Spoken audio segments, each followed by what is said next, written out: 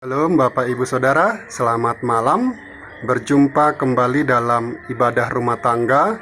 Dan malam hari ini kita kembali akan belajar firman Tuhan dalam pendalaman Alkitab. Kita akan membuka dari Roma pasal 1 ayat 1 sampai ayat yang ke-7. Roma pasal 1 ayat 1 sampai ayat yang ke-7. Sebelumnya kita akan berdoa bersama-sama. Tuhan Allah yang kami sembah dan muliakan, malam hari ini kembali kami bersyukur oleh berkat-Mu, kasih setia anugerah-Mu yang tercurah dalam hidup kami. Terima kasih Tuhan kalau Engkau boleh terus menolong, melindungi, menyertai kami. Dan malam hari ini kami akan kembali belajar kebenaran. Biarlah Roh Kudus yang tolong hamba-Mu dan seluruh jemaat boleh kami belajar bersama, merenungkan di tempat kediaman kami. Hanya dalam nama Yesus kami sudah berdoa. Haleluya. Amin. Baik Bapak Ibu Saudara, saya akan membacakan untuk kita semuanya Roma pasal 1 ayat 1 sampai ayat yang ke-7. Dari Paulus, hamba Kristus Yesus yang telah dipanggil menjadi rasul dan dikuduskan untuk memberitakan Injil Allah. Injil itu telah dijanjikannya sebelumnya dengan perantaraan nabi-nabinya dalam kitab-kitab suci tentang anaknya yang menurut daging diperanakan dari keturunan Daud dan menurut roh kekudusan dinyatakan oleh kebangkitannya dari antara orang mati bahwa ia adalah anak Allah yang berkuasa, Yesus Kristus Tuhan kita. Dengan perantaraannya kami menerima kasih karunia dan jabatan rasul untuk menuntun semua bangsa supaya mereka percaya dan taat kepada namanya. Kamu juga termasuk di antara mereka, kamu yang telah dipanggil menjadi milik Kristus. Kepada kamu sekalian yang tinggal di Roma, yang dikasihi Allah, yang dipanggil dan dijadikan orang-orang kudus. Kasih karunia menyertai kamu dan damai sejahtera dari Allah Bapa kita dan dari Tuhan kita Yesus Kristus. Demikianlah firman Tuhan. Bapak Ibu Saudara yang terkasih dalam Tuhan Yesus Kristus, satu kebenaran yang perlu kita ketahui adalah bahwa kitab Roma ini telah banyak membawa orang kepada Kristus. Ada banyak orang yang setelah membaca kebenaran firman Tuhan di dalam kitab Roma ini, kemudian mempelajari dan merenungkannya dan menemukan kebenaran-kebenaran yang membawa mereka kepada pertobatan. Mereka menjadi percaya dan mengikut Yesus, bahkan menjadi orang-orang yang setia di dalam melayani Tuhan Yesus. Dua di antaranya adalah Martin Luther. Martin Luther, seperti yang kita ketahui, adalah seorang tokoh bapa reformasi. Kemudian yang kedua adalah John Wesley. John Wesley adalah bapa dari kebangunan rohani yang banyak sekali membawa orang bertobat kepada Kristus. Nah, satu ayat firman Tuhan yang mengubahkan mereka adalah di dalam Roma pasal 1 ayat 17 yang berkata, orang benar akan hidup oleh iman, ya. Orang benar akan hidup oleh iman, ya. Kebenaran firman Tuhan inilah yang banyak meneguhkan orang-orang yang belum percaya maupun juga kita yang sudah percaya bahwa kita sebagai orang benar hidup oleh iman. Nah, kapan surat ini ditulis? Paulus menulis surat ini pada tahun 56 Masehi, ya. Tahun 56 Masehi dituliskan kepada orang-orang Kristen yang ada di Roma. Dan surat ini ditulis lalu kemudian dibawa oleh seorang diaken wanita bernama Febe. Dia adalah seorang diaken yang melayani jemaat Kengrea. Itu dapat kita baca di dalam Roma pasal 16 ayat yang pertama, ya. Nah, bayangkan Bapak Ibu Saudara yang kasih Tuhan. Terpujilah nama Tuhan. Surat yang sama kita sudah berulang kali membaca juga, di mana surat ini juga telah banyak meneguhkan kita sebagai orang-orang percaya pada masa yang sekarang. Jadi luar biasa, Roh Kudus bekerja, Allah bekerja, dan kemudian firman yang sama kita boleh baca, dan kita percaya bahwa dengan membaca, mempelajari kebenaran firman yang sama yang telah memberikan kehidupan dan kuasa kepada orang-orang Kristen di Roma, maka firman itu jugalah yang juga dapat memberikan kehidupan, kuasa kepada kita setiap orang percaya di masa sekarang. Firman yang sama adalah kebenaran yang dapat mengajar kita untuk boleh semakin bertumbuh di dalam iman kepada Tuhan Yesus. saudara dan saya dapat mengalami kebangunan rohani di dalam hati kita, di dalam keluarga kita, dan juga di dalam keluarga kita. Kalau kita sungguh-sungguh membaca, mempelajari, merenungkan dan melakukan firman Tuhan yang tertulis di dalam kitab Roma ini. Nah, saudaraku yang terkasih, dalam ayat-ayat permulaan, termasuk yang kita sudah baca tadi, khususnya di dalam ayat 1-7, kita melihat bagaimana Paulus memperkenalkan diri kepada orang-orang percaya di Roma.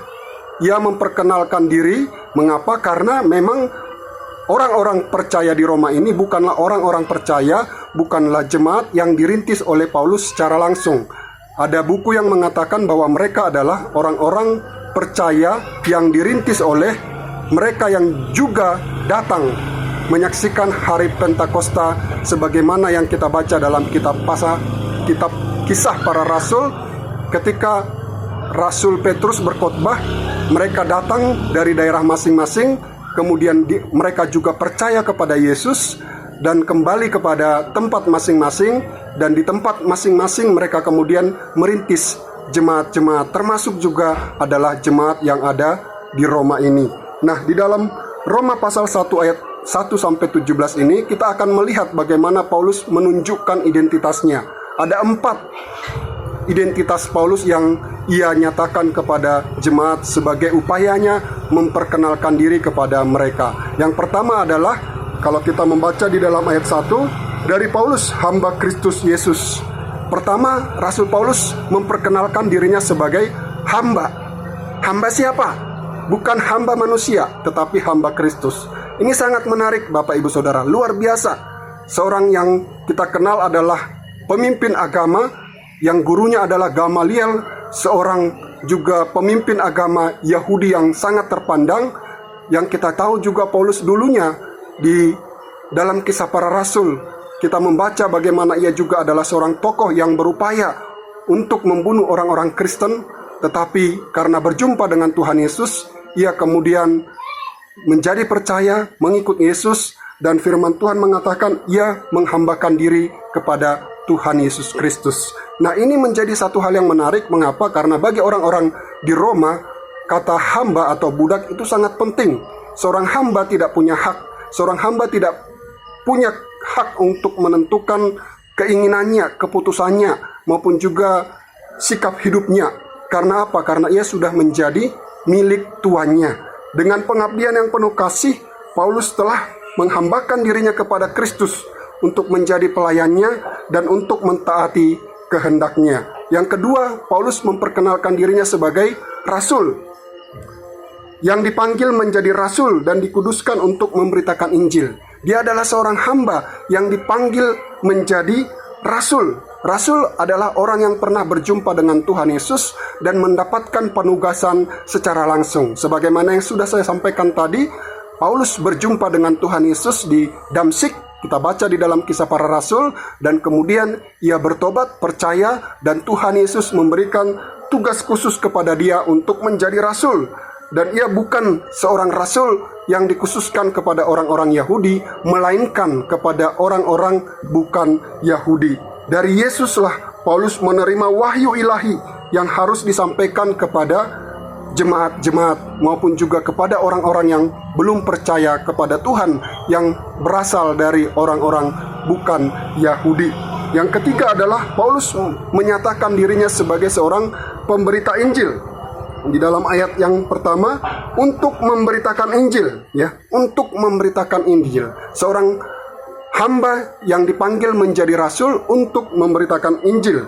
Nah, selain dipanggil menjadi rasul, Paulus dikuduskan untuk memberitakan Injil Allah. Injil berarti kabar baik. Kabar baik itu menyatakan bahwa Kristus telah mati karena dosa-dosa kita, bahwa ia telah dikuburkan dan ia telah dibangkitkan menyelamatkan semua orang percaya yang percaya kepada dia. Yesus Kristus adalah inti pemberitaan Injil, dan Paulus memberitakan Yesus sebagai manusia, sebagai orang Yahudi, dan juga sebagai anak Allah. Sebagai manusia ia lahir dari anak darah Maria, dan sebagai orang Yahudi dia adalah keturunan Raja Daud, dan sebagai anak Allah dia adalah Tuhan yang mati dan bangkit dari kematian. Dan yang terakhir adalah Paulus memperkenalkan dirinya sebagai utusan Injil bagi orang-orang bukan Yahudi. Kita membaca di dalam ayat yang ke-6, kamu juga termasuk di antara mereka.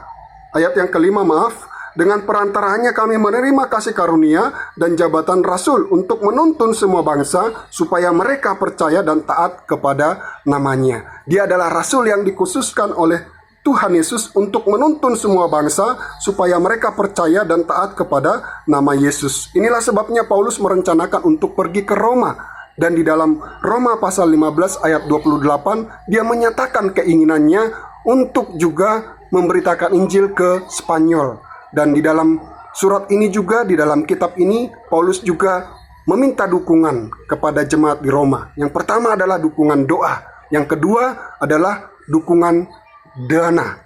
Dukungan dana untuk bisa memberitakan Injil ke negara-negara lain, ke bangsa-bangsa lain, termasuk juga ke Spanyol. Nah, dari sinilah kita belajar melalui kitab ini bahwa saya dan saudara juga dapat dipakai oleh Tuhan. Saya dan saudara adalah hamba Kristus.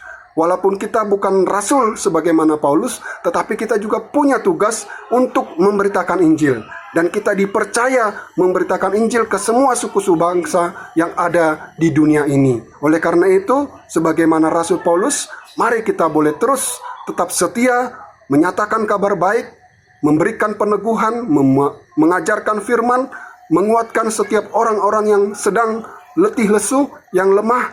Kita katakan kepada mereka bahwa dalam segala hal Tuhan ada beserta mereka. Tuhan ada menolong mereka. Tuhan ada menuntun mereka. Tuhan ada memelihara mereka. Mari Bapak Ibu Saudara yang kasih Tuhan, kita tetap setia di dalam Tuhan. Kita tetap berdoa bagi pekerjaan Tuhan. Kita tetap berdoa bagi gereja kita. Dan setiap hari kita bawa jemaat kita kepada Tuhan, saling mendoakan, kita boleh terus bertumbuh di dalam iman. Terima kasih Bapak Ibu Saudara. Ini firman Tuhan yang sudah kita renungkan, yang kita sudah dengar. Biarlah ini menjadi kekuatan, menjadi kebenaran yang dapat terus meneguhkan kita untuk tetap setia di dalam melayani Tuhan. Mari kita berdoa. Bapa, terima kasih Tuhan, Engkau telah menolong kami untuk belajar dari seorang Paulus, bahwa kami juga adalah hamba Kristus yang juga punya panggilan untuk memberitakan kabar baik kepada suku-suku bangsa, kepada setiap orang yang belum percaya kepada Tuhan. Engkau berkenan kiranya menjagai kami di sepanjang hidup kami, dalam menyikapi setiap hal, kami boleh terus hanya mengandalkan Tuhan. Terpujilah namamu Bapa, dalam nama Yesus kami sudah berdoa dan mengucap syukur. Haleluya, amin. Baik, selamat malam. Tuhan Yesus memberkati kita. Tuhan beserta saudara. Haleluya.